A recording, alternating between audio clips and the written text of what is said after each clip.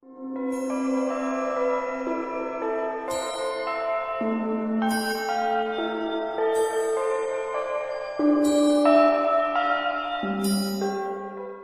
बजरंगबली। मैं प्रभजोत आपका हार्दिक स्वागत करता हूं अपने YouTube channel the mystery of immortal talks में। दोस्तों, आज की इस वीडियो में मैं आप लोगों को बताने जा रहा हूं कि किस तरीके से मुझे उस परम पिता परमेश्वर से पाठ आरंभ करने की आज्ञा प्राप्त हुई थी।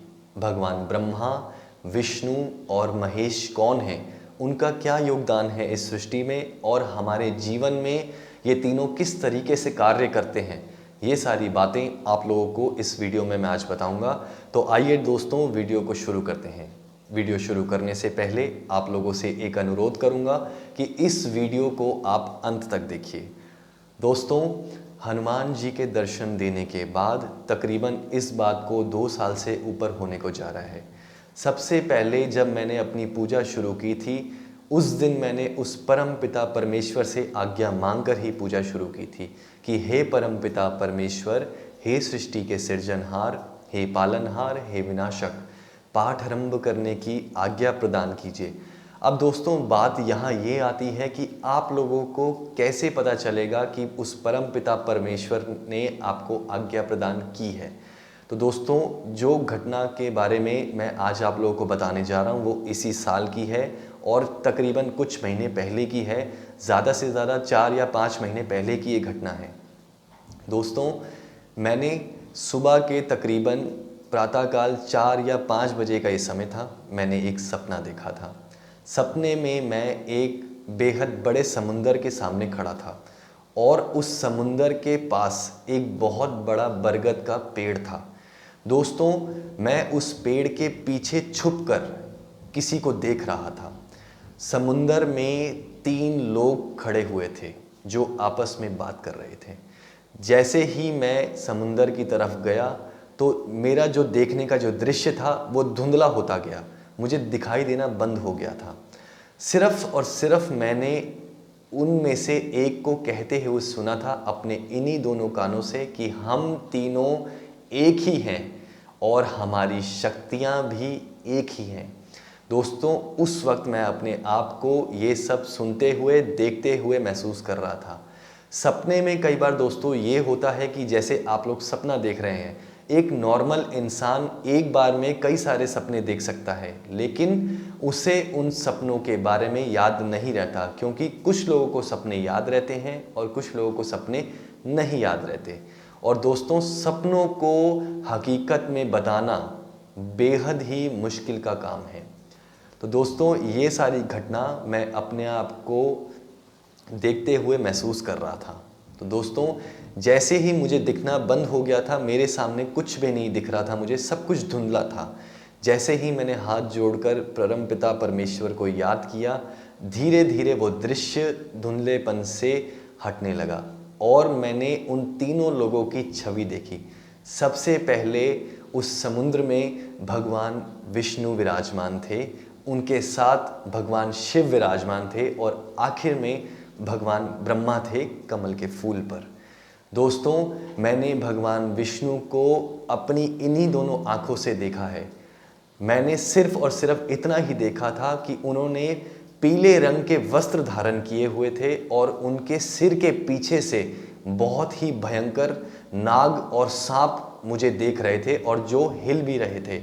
सिर्फ और सिर्फ मैंने उन्हें यही कहते हुए सुना कि हम तीनों एक ही हैं, हमारी शक्तियां भी एक ही हैं। दोस्तों, इसके बाद मेरी नींद खुल गई थी।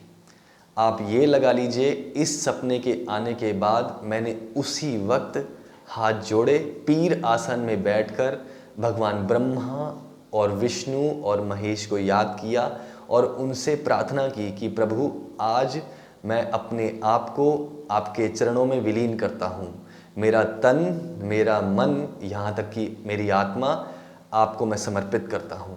दोस्तों, इस तरीके से मुझे भगवान ब्रह्मा, विष्णु और महेश से पाठ आरंभ करने की आज्ञा प्राप्त हुई थी। अब ये आज्ञा कैसे प्राप्त हुई थी, इसके बारे में आप लोगों को बताऊंगा। दोस्तों, अगर आप सच्चे मन से किसी एक चीज़ को याद करते हैं और एक ही समय पर लगातार उसे याद करते हैं, उस चीज़ को पूजना शुरू करते हैं, तो धीरे धीरे वो चीज़ आपकी तरफ आकर्षित होती है। मुझे तकरीबन 2 साल से ऊपर होने को जा रहा है और 2 साल से लगातार मैं एक ही वक्त पर और एक ही तरीके से पूजा करता आया हूँ। सबसे पहले पूजा शुरू करने से पहले मैं आज्ञा लेता हूँ और उसके बाद सच्चे मन से भगवान बजरंगबली को बुलाता हूँ, उसके बाद ही मैं पूजा शुरू करता हूँ। तो दोस्तों, कहीं ना कहीं ये बातें बहुत मायने रखती हैं हमारे जीवन में कि हम किस तरीके से पूजा अर्चना करते हैं। मैं आपको एक बात और बताना चाहता हूँ, 2 महीने पहले मैंने अपना ये चैनल शुरू किया था यूट्यूब पे, तब मेरे साथ कोई भी नहीं जुड़ा था और आज 2 महीने के बाद मेरे साथ तकरीबन 6 लोग जुड़ चुके हैं जो इसी तरीके से पूजा अर्चना कर रहे हैं। दोस्तों, 6 लोगों में से 2 लोगों को ऐसे इंट्यूशंस हुए हैं, अब उन लोगों को ऐसे इंट्यूशंस होने लगे हैं कि मानो हम लोगों के साथ कुछ चीज़, कुछ पॉजिटिव एनर्जी, कुछ सुपरनैचुरल चीज़ है जो हमें हर बुरी चीज़ से बचा रही है।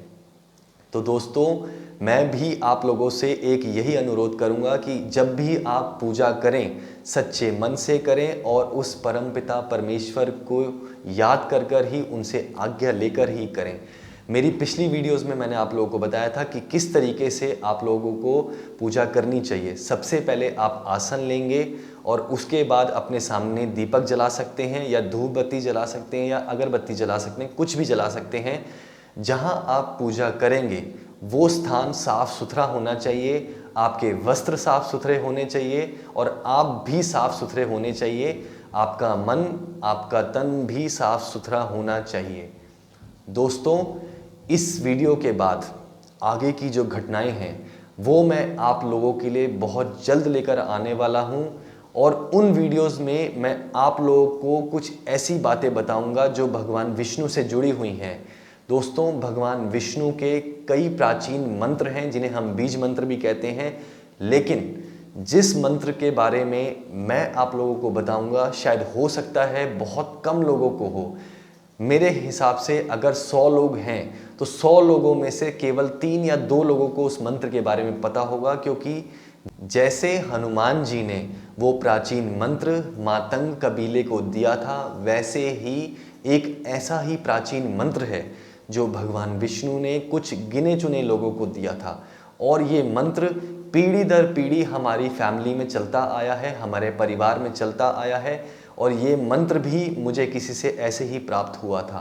तो दोस्तों, आने वाली वीडियोस में मैं आप लोगों को बताऊंगा कि किस तरीके से आप भगवान विष्णु की पूजा अर्चना करेंगे और उन्हें किस तरीके से याद कर कर उस मंत्र का उच्चारण करेंगे। दोस्तों, आने वाले कुछ दिनों में नवरात्रे शुरू हो रहे हैं। मैं आप लोगों से अनुरोध करूंगा कि सच्चे मन से आप लोग माँ दुर्गा का आह्वान कीजिए या माँ काली का आह्वान कीजिए। दोस्तों, नवरात्रों के जो दिन हैं ये बेहद पवित्र दिन माने जाते हैं। इन दिनों में लोग तंत्र मंत्र की पूजा भी करते हैं और सच्चे मन से भी पूजा करते हैं। तो दोस्तों, एक बात का ध्यान हमेशा रखिएगा कि हमें गलत रास्ते पर नहीं जाना है।